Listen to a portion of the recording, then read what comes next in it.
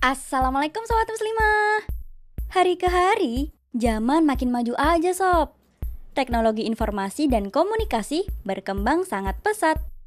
Kalau dulu informasi cuma bisa diakses dari buku, koran, televisi, radio, atau bahkan kecepatan mulut dari satu orang ke orang lain, sekarang berkat adanya sosial media, cuma sekali klik seluruh dunia langsung bisa tahu. Kalau dulu komunikasi jarak jauh nggak bisa bertatap muka, kini dimanapun kita berada, sosial media bisa mempertemukan siapapun di belahan bumi manapun. Wah, sosial media benar-benar berpengaruh pada dunia komunikasi dan informasi ya sob.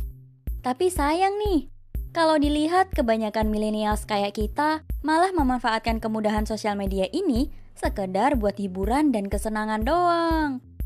Hingga berselancar bebas mengakses apapun yang ada di sosial media. Entah itu konten lucu, prank, gosip artis, drama, cerita konspirasi, dan yang lain sebagainya. Saking asyiknya sob, millennials mengakses itu setiap buka sosial media.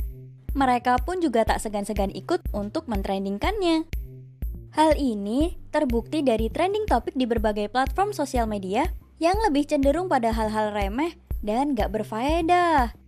Ya gitu deh kondisi milenials hari ini, yang ternyata lebih menggunakan sosial media sekadar buat hal remeh dan receh.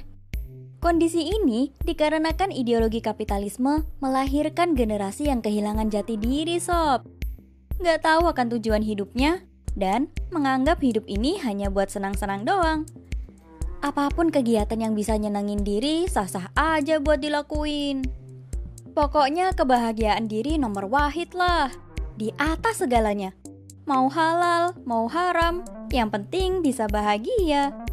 Sob, sedikit banyak, sosial media itu bakalan berpengaruh sama tingkah laku kita. Otak kita bakal menyerap fakta-fakta yang sering kita konsumsi, termasuk tontonan dan hiburan. Nah, itu semua adalah bakal otak dengan proses berpikir hingga membentuk perilaku seseorang. Makanya, ada pepatah yang bilang, perilaku adalah cerminan isi kepala. Bisa dibayangin kan, kalau kita kebiasaan mengakses konten receh, unfaedah, dan sia-sia, ya hidup kita juga bakalan terjebak sama aktivitas sia-sia bahkan dosa sob. Tiap-tiap yang berjiwa akan merasakan mati, dan sesungguhnya pada hari kiamat sajalah disempurnakan pahalamu.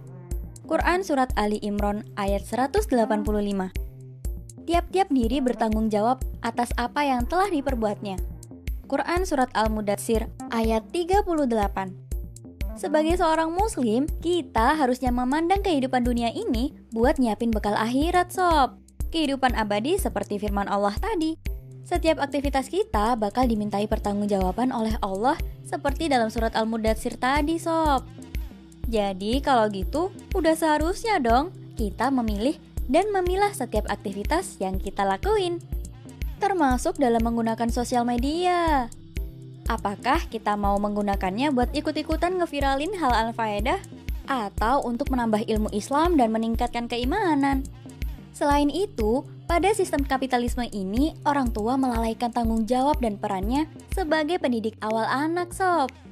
Orang tualah yang seharusnya menanamkan pemahaman Islam kepada anaknya, agar anak tahu apa sih tujuan hidup yang sesungguhnya. Ditambah lagi, media yang beredar di masyarakat berbasis pada untung rugi kapitalisme. Hal ini menjadikan setiap tontonan dan konten yang disuguhkan adalah yang bisa menggait banyak minat. Mau kontennya merusak ataupun enggak, yang penting bisa datengin keuntungan gede. Inilah media bentukan sistem kapitalisme yang berasaskan pada pemisahan aturan agama dari kehidupan. Asas ini kita kenal dengan sekulerisme. Maka wajar saja jika media dalam sistem kapitalis ini dipenuhi dengan konten unfaedah dan merusak akidah. karena mereka meniadakan standar halal haram dari perintah Allah.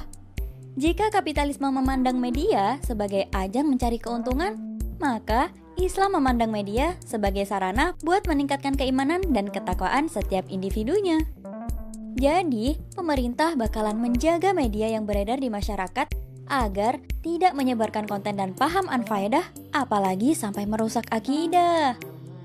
Media dalam negara Islam akan menyebarkan konten Islami yang mendidik dan menambah ketakwaan, sob.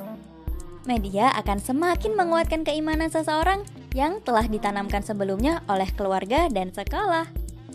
Sehingga perilaku masyarakat dalam Islam akan senantiasa didasari pada akidah Islam.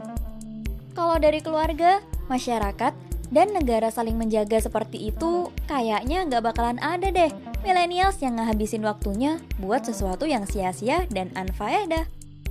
Millennials justru akan berlomba-lomba untuk giat memanfaatkan kemudahan sosial media dalam mempelajari Islam sebagai bekal akhirat.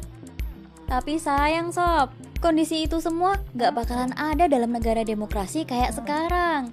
Tapi, semua itu bakalan terwujud dalam suatu negara yang menerapkan Islam secara sempurna dalam mengatur negara, yaitu Khilafah Islamiyah.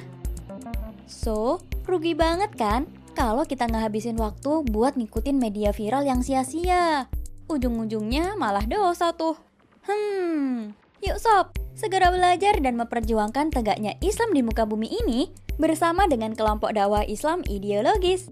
Dan tentunya setia terus sama channel MMC dong, yang insya Allah akan menyampaikan konten dakwah Islam yang pasti berfaedah. Wassalamualaikum warahmatullahi wabarakatuh.